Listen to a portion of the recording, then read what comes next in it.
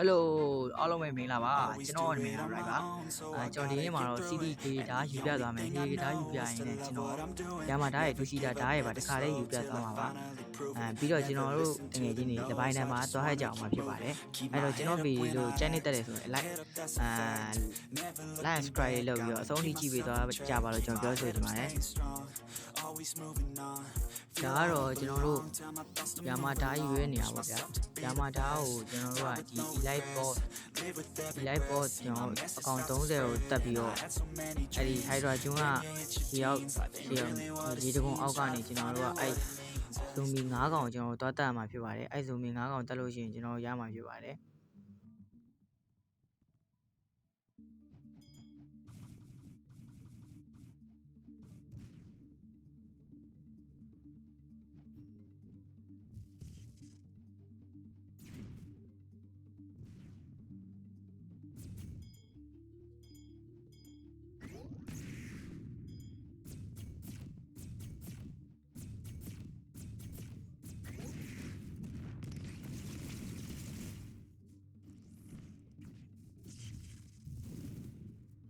โอเคဒါဆိုကျွန်တော် zombie 9ကောင်ကျွန်တော်တက်လို့ပြီးပြီပေါ့နော်အဲ့ zombie 9ကောင်တက်လို့ပြီးရင်အဲ့ဒီယာမာဓာတ်ကိုကျွန်တော်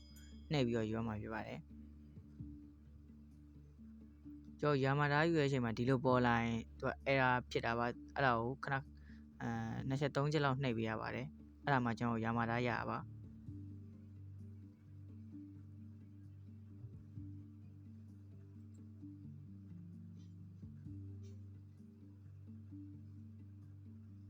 โอเคကျွန်တော်ဒါဆိုရင်တော့ယာမာဓာတ်ရပါပြီကျွန်တော်နောက်ထပ်2 sheeter ယူပြီးရင်တော့ကျွန်တော် CDK ယူဖို့ပဲကျန်တော့ပါတယ်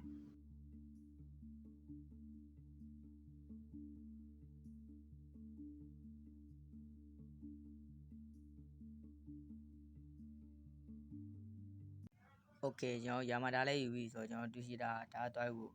လည်းကျန်တော့တယ်အခုကျွန်တော်2 sheeter ဓာတ်တွိုက်နေတာပါကျွန်တော်2 sheeter ဓာတ်ရဖို့ဆိုရင်ကျွန်တော်red indra ပေါ့စပွန်းနဲ့ချိန်ကြလို့ရှိရင်ကျွန်တော် forgotten turtle ကနေမီးထုတ်ကိုင်းပြီးမီးထုတ်တွေကိုမီးလိုက်ညှိပြမှာအဲ့ဒါမှ2 sheeter ယူတဲ့ပေါ်ရဲ့တကားလောကပွင့်သွားမှာပါအချိန်ကြမှာကျွန်တော်တို့ဘောကိုတက်လို့ရမှာပါကျွန်တော်တခါတည်းတက်ရင်ရပါတယ်တခါတည်းတက်ရင်ကျွန်တော်2 sheeter ဓာတ်တန်းရပါတယ်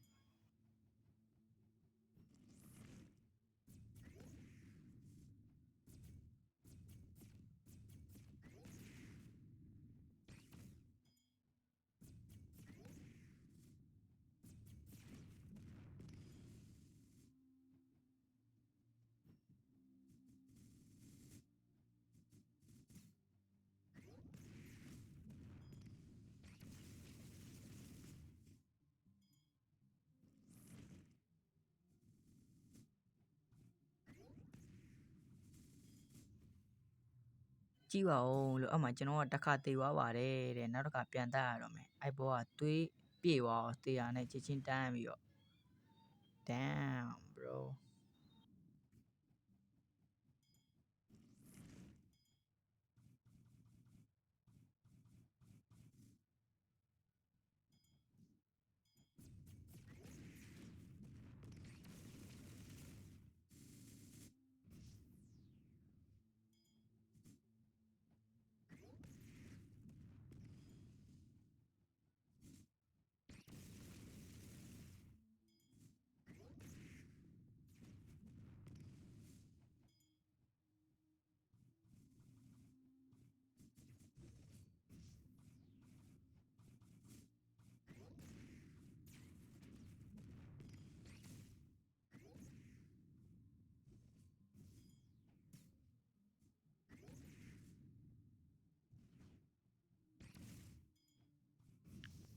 yeah ဒါဆိုရင်တော့ကျွန်တော်တူရှိတာဒါရပါပြီတူရှိတာဒါလည်းရပြီယာမာဒါလည်းရပြီဆိုတော့ကျွန်တော်တို့တူရှိတာနဲ့ယာမာဒါကိုကျွန်တော်တို့ mystery level 350တိတရားမှာဖြစ်ပါတယ်350တိတင်ပြီးမှကျွန်တော်တို့ CDK ဓာတ်ကိုယူလို့ရမှာပဲဖြစ်ပါတယ်ဒါဆိုယာမာဒါနဲ့တူရှိတာဓာတ်ကို mystery level 350တိတင်လိုက်ကြစို့ let's go yeah ယာမာဒါကိုတူရှိတာဓာတ်ကို mystery level 350တင်သွားပြီဆိုတော့ကျွန်တော်ဒီ server ထဲမှာ fruit နှိုက်ပါမယ် fruit မနှိုက်ကတည်းရဲ့အတွက်ကျွန်တော် fruit နှိုက်ပါမယ်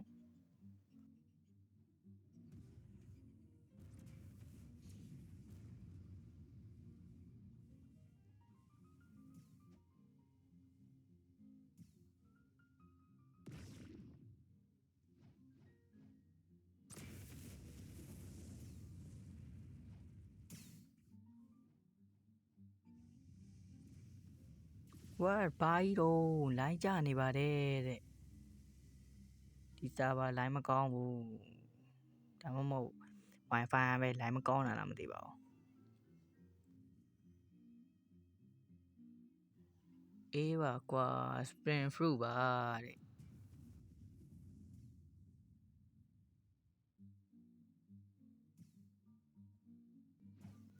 yeah ဒါဆိုရင်တော့ကျွန်တော် Yamada ရဲ့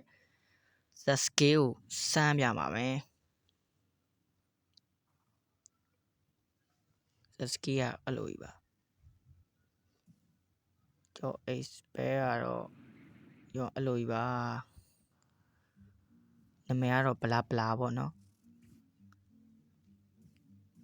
ဟုတ်တယ်တူရှိတာတိုင်းမကောင်းဘူးဗျ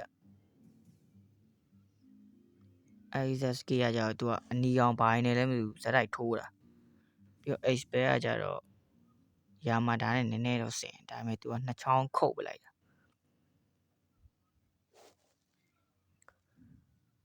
โอเคဒါဆိုကျွန်တော်တို့ CDK တောက်လိုက်ကြစို့ကျွန်တော်မေးလို့ပြ CDK ကအရန်ခတ်ပါတယ်ကျွန်တော်တို့မိုင်းရှင်နောက်ကတိုက်ရဲ့အနောက်ကကောင်ကျွန်တော်စကားသွားပြောမယ် mystery level 350ရောက်ဆိုရင်စကားသွားပြောမယ်ပြောသွားလို့ရှိရင်သူက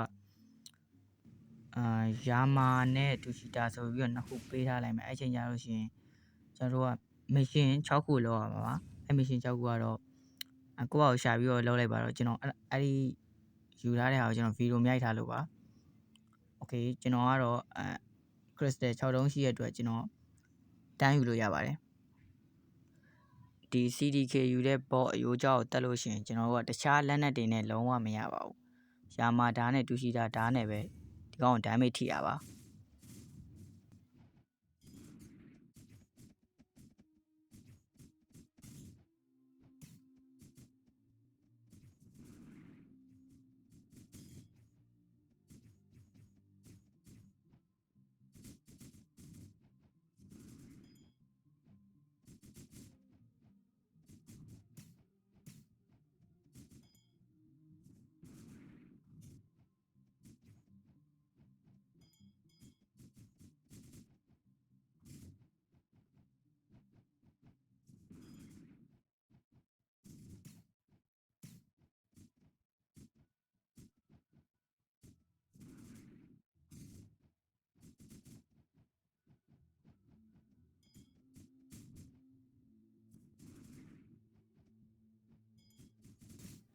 ဖြစ်ရှင်တော့အမှကျွန်တော်ကသေသွားရယ်မရတော့ဘူးထင်တယ်ဒါပေမဲ့ရတယ်ဘာမှစိတ်ဘူးပါနဲ့အိုက်ကောင်ယူသေသွားလို့ရှိရင်အိုက်ကောင်ယူတက်လို့ကိုကသေသွားလို့ရှိရင်လည်းရပါတယ်โอเคဒါဆိုရင်တော့ကျွန်တော်တို့လပိုင်းနဲ့ဟပ်ဖို့ပဲကြံတော့ပါတယ်ကျွန်တော်တကယ်ချင်းနဲ့ကျွန်တော်ခေါ်လိုက်ပါအောင်မယ်ကျွန်တော်လပိုင်းနဲ့ဟပ်ရင်ပြင်းမှာဆိုလို့ကျွန်တော်တချင်းလေးနဲ့လပိုင်းနဲ့တွားဟပ်ကြစို့မန်ကြီးအနမ်းလေးပဲတော့နေပြာနေလေးပဲပူနေကျုံပဲလေးမင်းပါပဲကိုတရားဝဲဝင်လာတဲ့လေးတကယ်လို့များကိုနေရမစိုးပြီးတော့နေမင်းလာမလားဒီရမလားကိုနေပြန်စိုးပြီးခဲ့မင်းလာနိုင်မလားဒီနောက်သူရှိလေပါ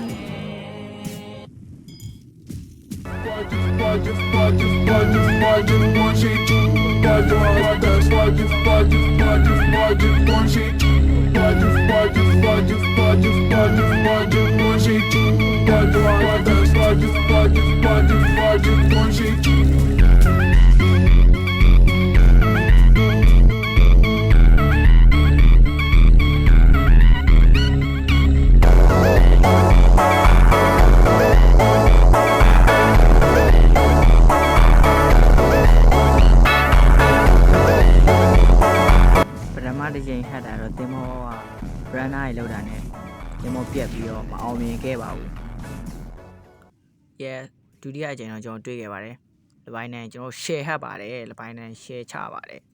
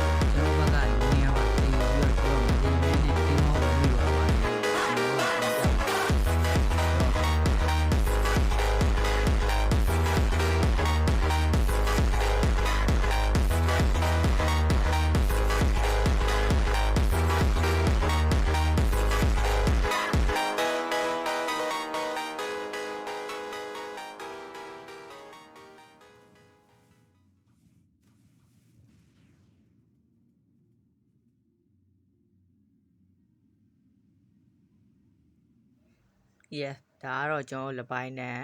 နောက်ထပ်တစ်ချိန်သွားတာကျွန်တော်ရခဲ့ပါတယ်ဒါပေမဲ့ကျွန်တော်ဗီဒီယိုရိုက်တာရှည်သွားတဲ့အတွက်ကျွန်တော်လက်တော့ကနေပြီးကျွန်တော်ဖုန်းစီကိုကျွန်တော်ပို့လို့မရဘူး limit နဲ့မလို့ဒါကတော့ဖုန်းနဲ့ပဲကျွန်တော်ရိုက်ပြထားတာပါဗီဒီယိုရိုက်ထားတာ哦